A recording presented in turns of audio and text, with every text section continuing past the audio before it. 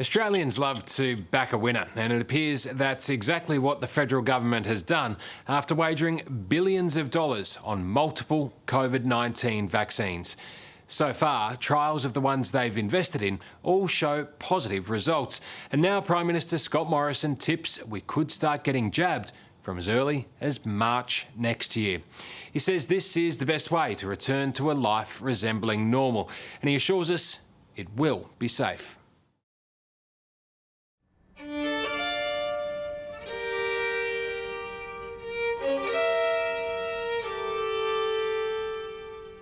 In Australia, the year's ending on a much more positive note than so many other countries. And a new year can't come soon enough for Richard Tognetti.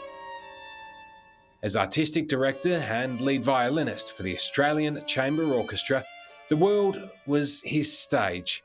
That was until every concert hall fell silent. No industry has been hit harder than the arts. I run a small orchestra that travels through the world, and all borders are now closed. So there goes our ability to travel and bring in income. We've made $80,000 since March. We've lost most of our staff, and we haven't performed until now, and we're doing well. Here we are in the esteemed opera theatre of the Opera House. You know, this place is all but dead. Do you miss it? Oh yes, we all miss it because it's part of the, it's our track, it's our field. So if you're not, no matter how much training you do, if you don't get into the field, no matter how much swimming you do, you can't be a good surfer. 2020 has been a year of, I think, great resilience. Nothing sums up 2020 better than having the leader of our country isolated in 14 days of quarantine after a trip to Japan. I spoke with Prime Minister Scott Morrison while he was locked up in the lodge, a situation that would have been unimaginable only a year ago. Prime Minister, appreciate your time. I've seen some photos of you in hotel quarantine. You've been on the bike. You've had the board shorts on with the suit. Have we got the full ensemble today? You got the full ensemble today, Tom. Yeah, the suit pants are on, I can assure you. My brother's in hotel quarantine at the moment. I dropped him off a bit of a care package of Tim Tams and beer. Have Jenny and the girls sent you through anything similar? Well, I must say I'm very well looked after here. And we're basically running the whole show out of the lodge at the moment, whether it's this little makeshift studio we've pulled together or the way we're holding cabinet meetings and all the rest of it. But we're talking each and every day. And of course, I miss the girls and Jen, as people would expect. And that said, I mean, that's no different to everyone else in quarantine. If you were a teacher and had to write the report card for how Australians have dealt with the challenges of COVID-19, what mark would you be putting down on the paper? Well, I'll let others make that assessment. All I know is that when the world got hit by the meteor of COVID-19, Australia fared better than many and most. And that means there's something special going on down here about how we do things and how we react as a people with a stable government that I think has been provided across all levels. I mean, we've always called ourselves the lucky country, but it really does feel like more so than ever this year. Well, we made our own luck on this occasion, and there was no rule book here. There was no guidebook to go to for any of us. In those early months, when uncertainties were so significant and we were seeing on our screens just the tragic images. I remember one vividly when I came home here one night and I walked upstairs to the bedroom and Jenny was there and there was a Sky News from UK program, and it was walking through a emergency clinic in Italy and just watching people die of this awful virus right there before us. And the chaos that was there. I mean, these were real scenes. You know, the mass graves in New York. I mean, in the UK, more people have died from this virus, some 55,000, than were killed during the Blitz. I mean, those figures are just staggering. Despite the Ruby Princess and hotel quarantine debacles, there's no doubt just about every other country in the world would love to be in Australia's position right now. But for all the talk of national unity, there have been some fault lines. If New South Wales has the guts to open our borders to Victoria, you should have the guts to open your borders to us. Our number one goal is to keep Queenslanders safe. One of the disappointing elements of this year for a lot of people has been the almost rivalry between different states. This idea that, perhaps we're not all Australians in this together. We were Queenslanders and we were Western Australians, and people were going their separate ways. For you, at times, did you almost feel like a parent watching some of the kids fighting? Well, the National Cabinet, I think, has been a very important innovation for how the states and territories work together. And let's not forget that Australia's federation is held up better, I think, than any other federation around the world.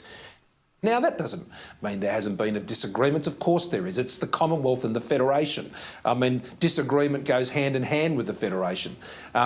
Queenslanders and Western Australians, New South Wales, of course, there are going to be disagreements. That's not the mark of whether it works or not. The outcome is the mark of whether it works or not. And for me as a Prime Minister, it's been about continually laying out what the marker is in front of us and moving us to the next decision and preparing for the next decision.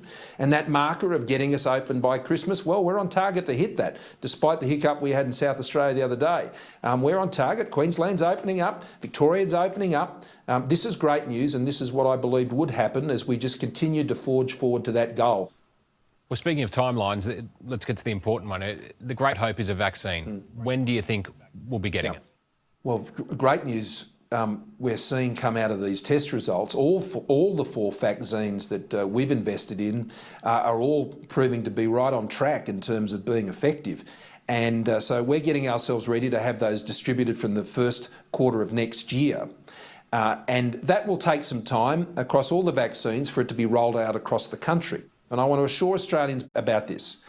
The vaccines that are made available to Australians, and we've committed over around $3.5 billion to make sure we have these 4 vaccines. We can vaccinate the Australian population many times over, and we'll also be able to support our Pacific Island family and countries in Southeast Asia as well. They must be safe. There will be no compromises on safety and on health. And that vaccine has to be good enough for me and my family, for it to be good enough for everybody else and their families too. Talk of an imminent vaccine is music to the ears of Richard Tognetti and the ACO, which has started selling tickets for the 2021 season. He's hoping audiences will take a leap of faith and fill these lonely seats once again. What we're relying on at the moment is, dare I say it, is the trickle of the brave. You see, we saw it in restaurants, and a couple of months ago, you'd walk past a restaurant that was, during lockdown, of course, empty, and then people started going, eating meat. Well, things are okay, and then more people, and now things are looking and feeling pretty normal. But we do rely on that trickle of the brave, and so bring on the trickle of the brave. That's the dream, I guess. You have 20 people here, then you have 50 people here. Exactly, Tom. And then it becomes 500. That's right. I miss that, and I think it's fair to say that a lot of people do miss that. It's the interaction. It's as a kid, putting on a little theatrical show, and you practice all day and you open up the curtain, then eventually, you corral the rest of the family to come, and you open up that curtain. It's a magical experience, and humans don't want to be denied that experience. Both sides, on the stage, in the audience.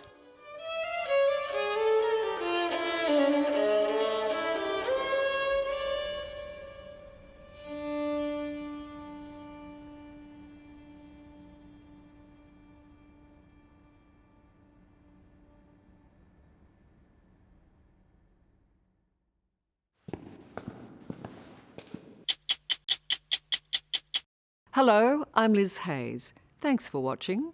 To keep up with the latest from 60 Minutes Australia, make sure you subscribe to our channel. You can also download the 9Now app for full episodes and other exclusive 60 Minutes content.